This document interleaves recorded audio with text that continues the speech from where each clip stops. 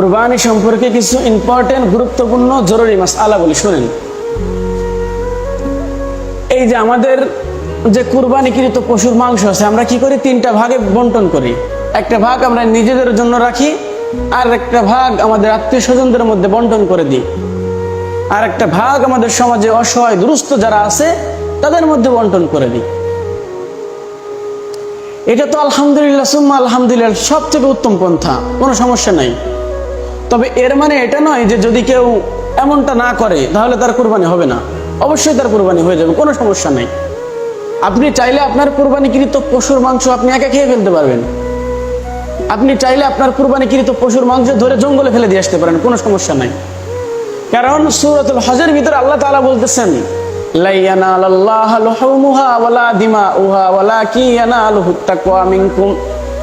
তোমরা যে কুরবানি করতেছো, ওই কুরবানিকৃত পশুর রক্ত মাংস আমি আল্লাহ তাআলার কাছে কিছুই পৌঁছাই না। পৌঁছই কি? ইয়ানালুহুত তাকওয়া মিনকুম, তোমাদের অন্তর থেকে ক্ষুধা ভীরুতা, এটা আমি আল্লাহ তাআলার কাছে পৌঁছাই। এই জন্য আপনি 10 লক্ষ টাকার গরু কুরবানি দিচ্ছেন নাকি 5,000 টাকার একটা ছাগল কুরবানি দিচ্ছেন, দ্যাট ইজ নট ম্যাটার। আসল বিষয় হচ্ছে আপনি অন্তর থেকে ক্ষুধা ভীরুতার সাথে কতটা কুরবানি দিচ্ছেন, এটাই আল্লাহ তাআলার কাছে আসল ব্যাপার, আসল বিষয়। তবে হ্যাঁ, এলাকার সমাজের অসহায় দুরস্থদের আত্মীয় স্বজনের একটা হক আছে। কারণ এই কুরবানিটা হচ্ছে ভ্রাতৃত্ব বন্ধনের অন্যতম একটা নিদর্শন। একে অপরের প্রতি ভালোবাসা সৃষ্টি হবে, ভ্রাতৃত্ব বন্ধন সৃষ্টি হবে, তার একটা অন্যতম নিদর্শন হচ্ছে কুরবানি।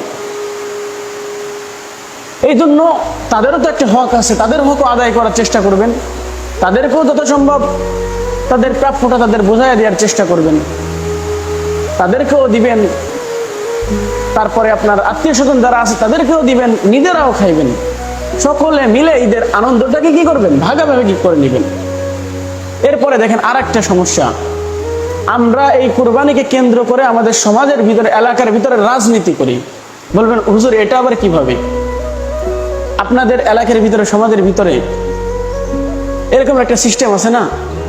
গ্রাম অঞ্চলে অধিকাংশ জায়গা আছে, দলীয় ভাগ নামে একটা সিস্টেম আছে, যে সমাজের ভাগ। সমাজের ভিতরে যারা মোড়ল আছে তারা কি করে? তারা যায় যে বাড়ি থেকে কুরবানি দিতে যায়, প্রত্যেকটা বাড়ি যায়, গিয়ে কিছু মাংস কালেক্ট করে নিয়ে আসে, একত্রিত করে ওই দলে যে আছে তাদেরকে শুধুমাত্র ওই মাংসগুলো দেয়। এতে করে কি হয়? অনেক সময় আমার নিজের মাংস আমি নিজেও পাই, আবার আমি যে কুরবানি দিছি ওই যে কুরবানিকৃত মাংস আমার বাড়ির পাশে একজন অসহায় দুরস্থ লোক আছে, সে পাইতেছে না, কিন্তু এলাকার শেষে একজন বড় লোক আছে, ধনী আছে, তার বাড়িও সেই মাংস পৌঁছে যাচ্ছে, আমার মাংস পৌঁছে যাচ্ছে। কিসের জন্য? শুধুমাত্র ওই যে আমার বাড়ির পাশে গরিব লোকটা, সে আমার দল করে না, আর ওই যে ধনী লোক বাড়ির শেষে, একেবারে এলাকার শেষে, তার বাড়ি চলে যাচ্ছে কারণ সে আমার দল করে।